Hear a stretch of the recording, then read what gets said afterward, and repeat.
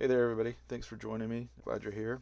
If you're a first time viewer, the way I do this is I typically just talk through my whole painting process, the techniques I use, my mental approach, materials, just anything I can think of that you might find helpful or interesting. Today we're going to be looking at a commission for a shark tooth painting, and I'm excited to share with you all the process for this painting. So I work almost exclusively with acrylic paint, and I like to paint on wood panels, especially for things that are more realistic or hyper realistic, like these shark teeth and fossils here.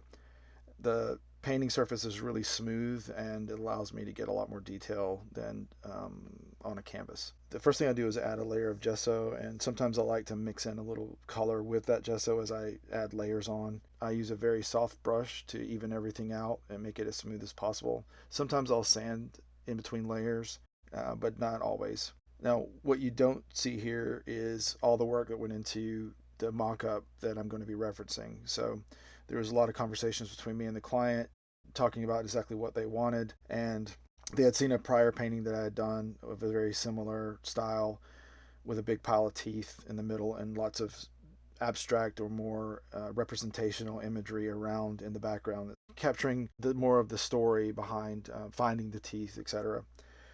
And in this case, they provided a lot of photos and a lot of just ideas and around different locations and different events. So I used those to create a bunch of sketches.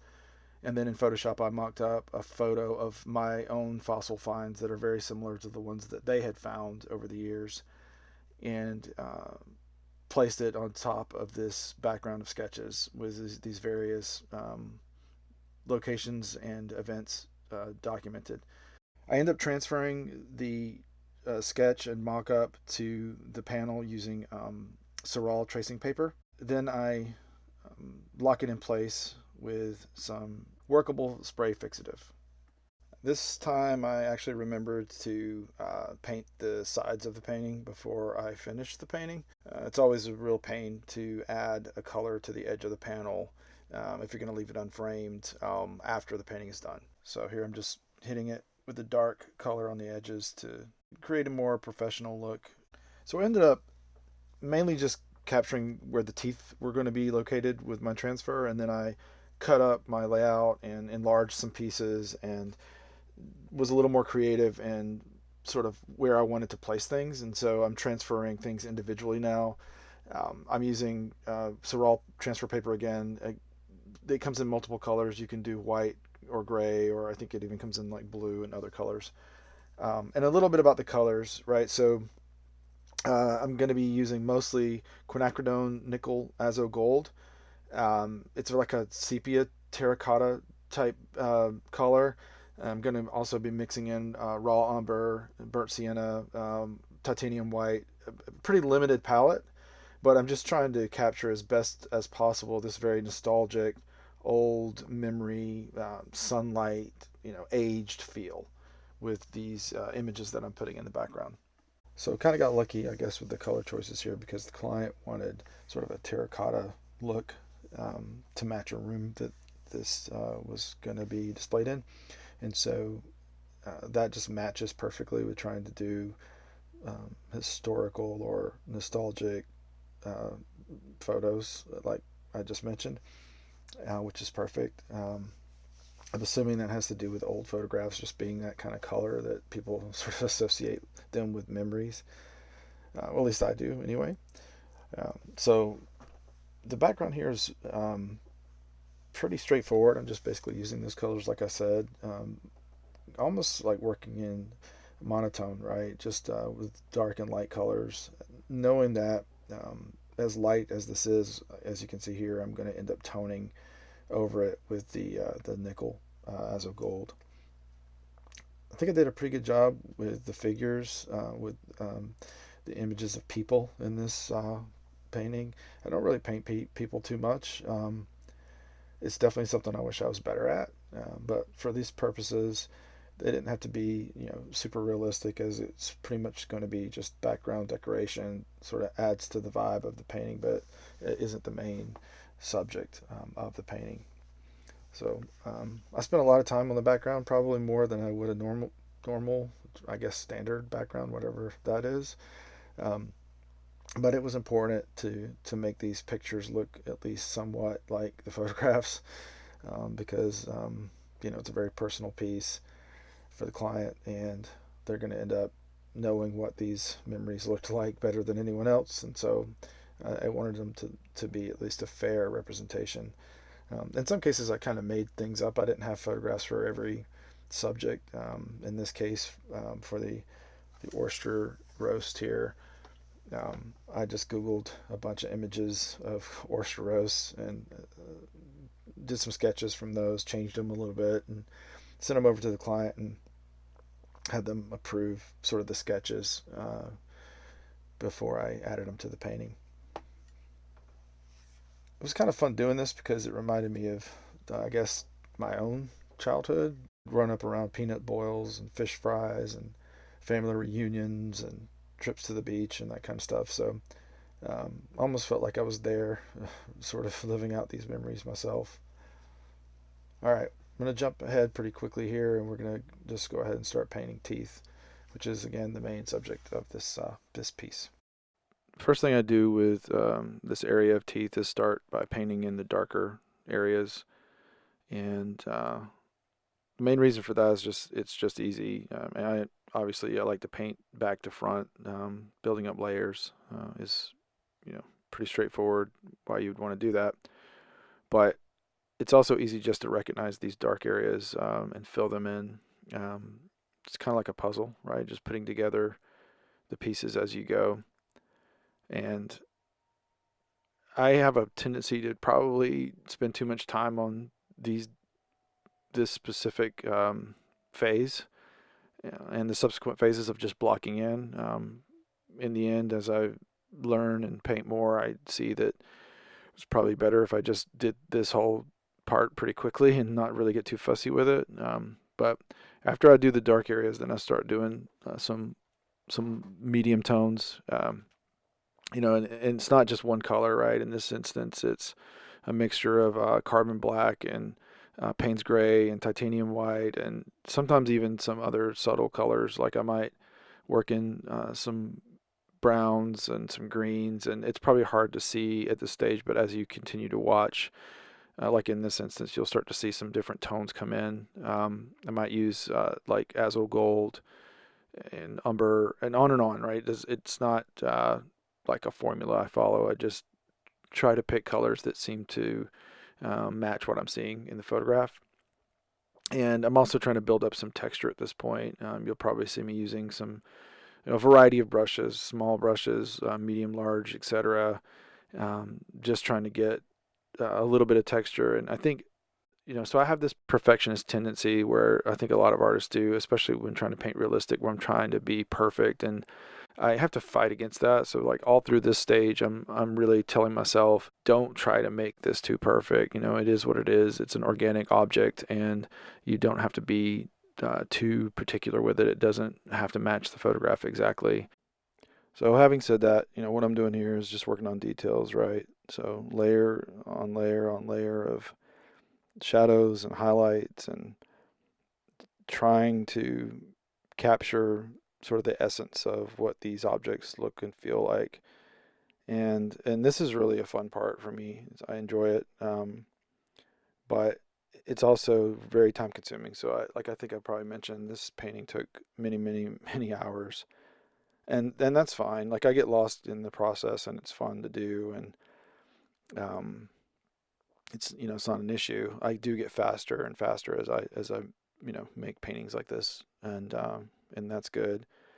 But I've cut it down to, it may not look like it. It may look like I'm showing you every single brushstroke, but I've actually cut this way down as I jump around. Like I'm only sort of highlighting just parts that I thought were more interesting and easy to see what was actually happening. And speaking of time, it's been quite a while since I've made a video. It's been about 10 months or longer. And, I want to talk about that a little bit, right? So there's nothing crazy, no major drama, right? It's just like life, right? Just in general. I work full time. I have two kids. I've been trying to focus on my health, my family. Again, nothing wrong, just better habits, more exercise. We've been traveling some. Um, I've been trying to get better at golf, which takes a lot of practice. And I've been painting, right? Painting takes time too. And it's not just the painting. I think a lot of people think about it maybe as, oh, you make paintings and then you're done. But I've talked about this in the past too, and I guess other artists would obviously know. If you want to sell the work, you have to approach galleries. You have to, potentially varnish the piece or frame it. You have to name it.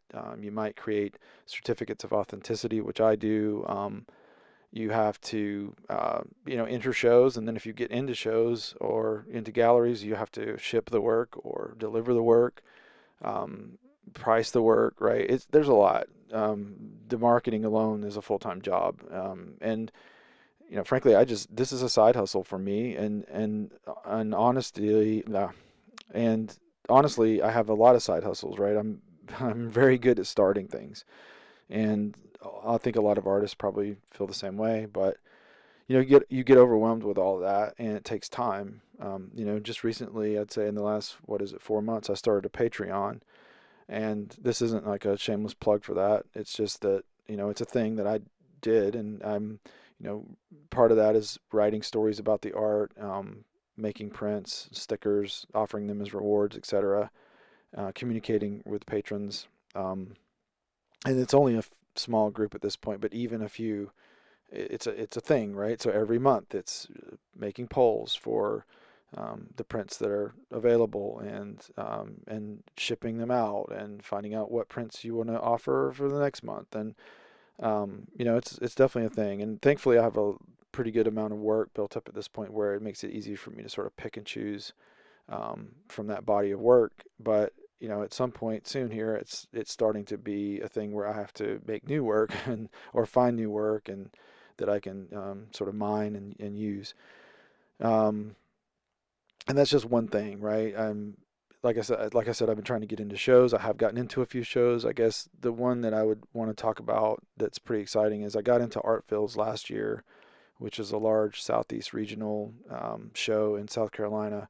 And luckily and thankfully, I entered and got into that again for a second year in a row. So that's going to be coming up in April, late April, May, I believe. And I'm really excited about that. But yeah, again, part of that process is now I'm coordinating with the venue where my art is going to be shown to figure out, how to deliver it. This piece that I'm actually submitting, or the piece that got in, is a really large piece. It's like 4 by 4, and I don't want to ship it, so I'm going to drive it up there myself. And so that's like, figure out a time in a week or a weekend that you can take it and make all that happen. So, not complaining, right? Like, I hope that comes through. It's just that um, life be life, and right, and these videos take time. And there's also a part of it where I don't really know what people want to hear, right? Like, I don't know what I should say, or if I should say anything at all, or what's worth sharing necessarily. And so I still, enjoy making these things, and I like to do it right. Well, that's the same thing, enjoying and liking, but I enjoy making them, and I hope they're helpful, right, and interesting in some way. And I feel driven to do so, right? I feel like it's something I should be doing. I think it selfishly, I've probably said this in the past too, but it drives me to continue to make art when I share it in some way, and I learn through sort of rewatching um, video of the things that I've made. It's like time travel, right? When I'm making this work, I have all kind of thoughts in my head. Like I said, those perfectionist thoughts about trying to make this thing the best it's ever been, or do my best at it, and like getting frustrated when it's not quite what I want it to be. Knowing when to let it go and move on, or not really understanding that it was good enough, or when it wasn't good enough, and then I should have done better or tried harder, or maybe a different technique would have worked, or whatever. And so as I rewatch these things myself, I actually learn a lot. And it's like working in a bubble. It could be anything. It could be the subject matter. It could be the techniques you're using. It could be, um, I don't know, whatever the way in which you approach the work. A lot of times, you're, well, obviously as an artist, you're often just alone, right? Working on these things by yourself, and you don't really know how people are going to respond to them, or what they're going to see or think, or what their perceptions are going to be. So it's good to put it out there and sort of get feedback.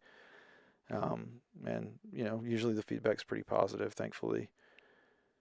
So anyway, that's where we are. And again, any comments at all that are positive, especially, right, or feedback is super helpful for me at this point. It lets me know what people want to hear, what they're interested in. Again, I'm torn. Sometimes I want to really focus on, ooh, this is the brush that I used, and these are the colors that I'm using, and here's how I made this thing, and why am I using a pencil here instead of a brush, etc. But oftentimes I think that the visual is probably more important than the audio, right? And it's just something that is worth looking at. At the same time, people give me feedback that they enjoy hearing me talk about stuff, and even if it's just stream of consciousness, random nonsense like this is. So, um, and I'm happy to do it, right? I'm happy to do either. Again, I just want to share these things and get them out there and learn as part of the process for myself, as well as help others learn.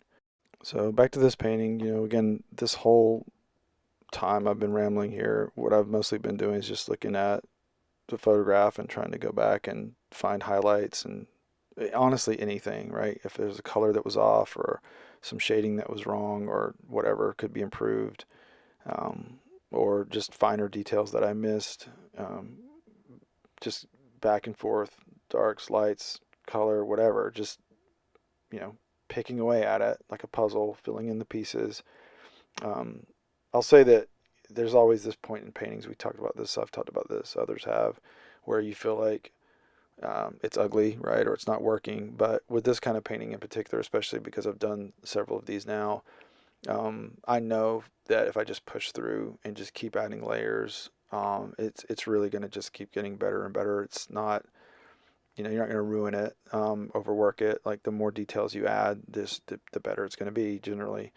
Um, and I've picked up quite a few techniques where I can use a variety of brushes, like we talked about, to add texture and depth. And so through that process of tinting, glazing, um, painting darks, painting highlights, repeating, that iteration, you just end up building up a lot of depth and a lot of interest. And um, I think the hardest part is probably some of the brushes can get really repetitive, right? Like there's a pattern that's created by a brush. So sometimes it's like the more gnarly the brush, the better.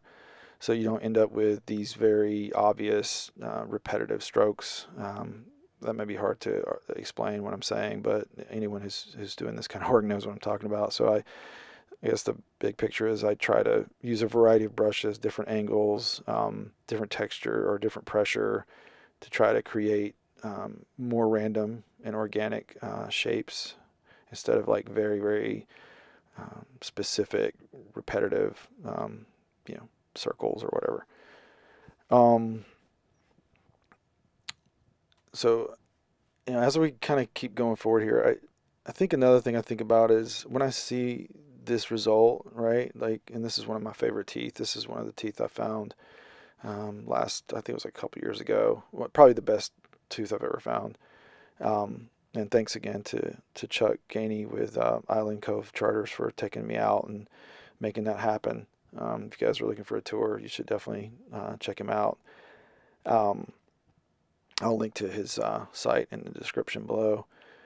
But uh, as I'm looking at this and painting these kind of things, I'm actually thinking about like other similar objects or topics, right? I'm thinking about like bird beaks and crustaceans, right? Like, and not just like painting them realistically necessarily, but maybe painting them in surreal ways. Like, I'm obsessed with Greg Crayola Simpkins, and we've said that a lot, and it's just what it is.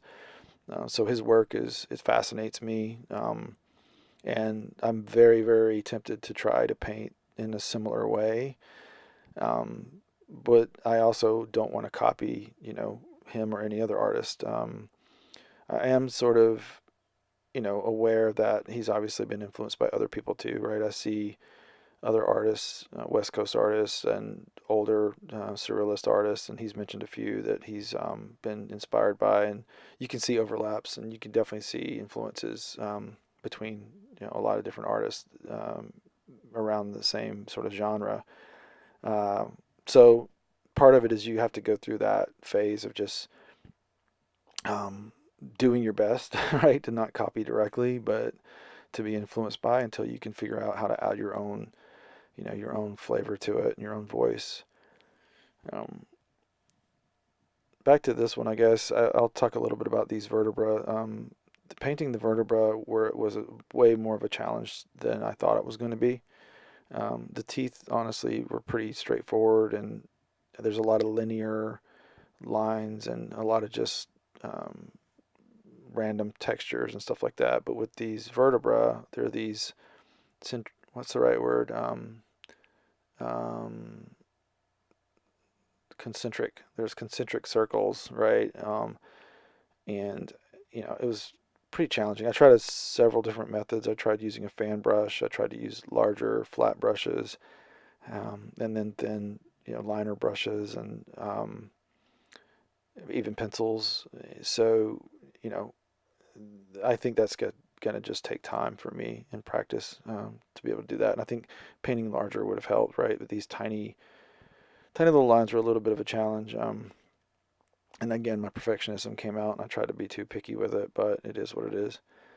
Um, and I think, as I'm doing these details, another thought was, this is taking forever, and I have to be patient and just, and it wasn't overwhelmingly bad. Like I didn't think, oh my God, I'm never going to finish this painting. I just was kind of anxious to get through it because there was a deadline for it, and I had to finish it by like Father's Day, and at this point, I think I was probably 3 weeks out, and I knew that I wasn't completely finished with the background either. You'll probably see there's some gaps, like here where I'm painting now to the right hand side. There's like this oyster grill, and I actually had an updated photo from the client that was a better picture of one of those grill outs or whatever, and so I knew I had to add that back in. And although it wasn't going to take long, it's just like one more thing that's got to get done, right? And so I guess the challenge here was like do a good job on these details, but don't rush it, even though there's more work to be done once this part is finished. And so, yeah, that's kind of where my brain was. I'm having to remember this again because this was last year, and now that I'm editing this video finally, that's another challenge. It's like you paint these things and your mindset and what you're thinking and all I don't know, the mental approach is gone, right? You don't remember it necessarily when it comes to trying to figure it out 6 months or a year later.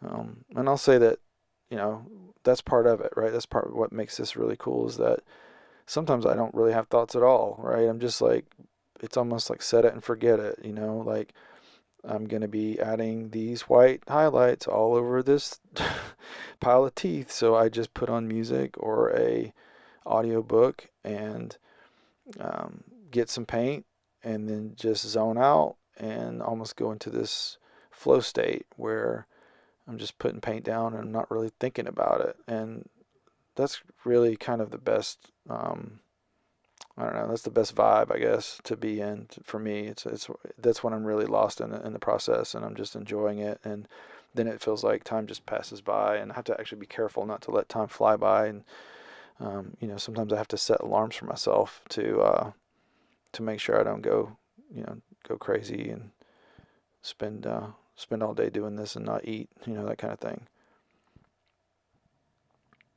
Yeah. So, anyways, this is also the part where, it's just really fun, right? Just like everything starts to come together. I actually hope a lot of you have made it this far. You may not have. That's why I put a clip in the beginning of the video to kind of give a snippet of, what it's going to end up being like. Because I'm afraid that people just don't have the patience and time to watch, 20 or 30 minutes of video to get to the good stuff.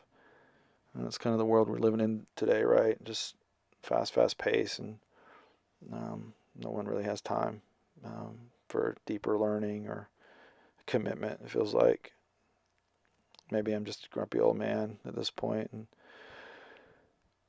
going all negative on y'all.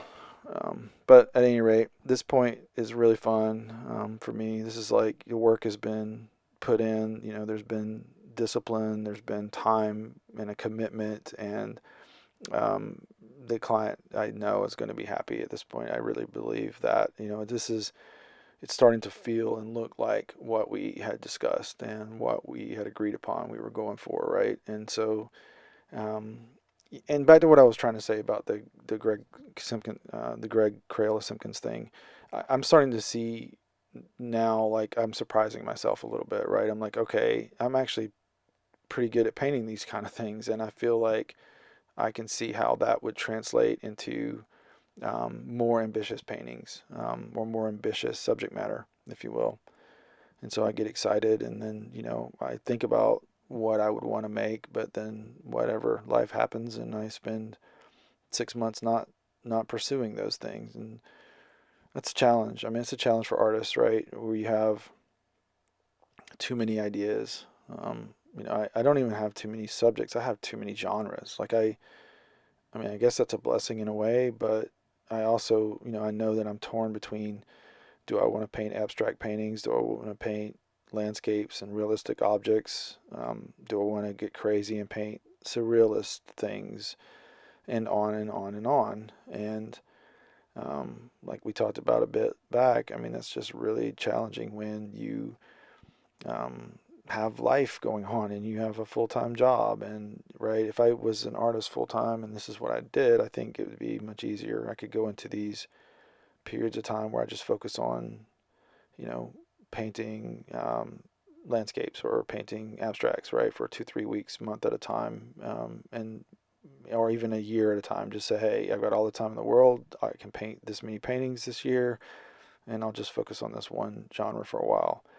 But when you're doing this on weekends and nights and whenever you can find free time, it becomes more like there's an anxiety to it. There's a pressure to it, and I've got, I don't know how many projects lined up that I just haven't had time to finish. Commitments that I've made, right? Collaborations that I'm doing, or commissions that I'm doing, um, and it makes me feel guilty, right? And it can be overwhelming, like I said. So I don't know. I don't know if you all have similar things in your lives. I don't know if other artists feel the same way, or if it's just, I don't know. I don't know if other people that work in different fields feel this way and this kind of thing happens. Um, but anyways, just sharing how I feel about it.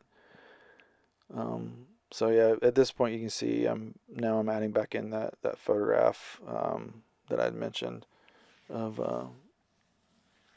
the client's husband, and you know I felt pretty confident, at least with the techniques and the colors and the way I had handled this for all the other um, memories, quote unquote memories that were in the background, but whenever you're trying to capture a real person, at least when I am, it's definitely a challenge, right? Like everybody talks about faces and hands, proportions, right? Like all those things are really difficult, right? So when you see someone doing it well, like it, and in this case, it was definitely a challenge for me because it's not something I do a lot. So I ended up adding probably 2 or 3 more photos of the client that I'd received, after I'd already started working on the teeth. But I had reserved some space around to be flexible and add in some more pictures. I knew they were going to be coming anyway. Um, and again, just like with the shark teeth, I think I was trying to just capture the general vibe, make sure it looked as much as I could like the person, but not trying to get too perfect with it because I'm just not that skilled at this point in this type of painting. Is supposed to be sort of an abstract background anyway.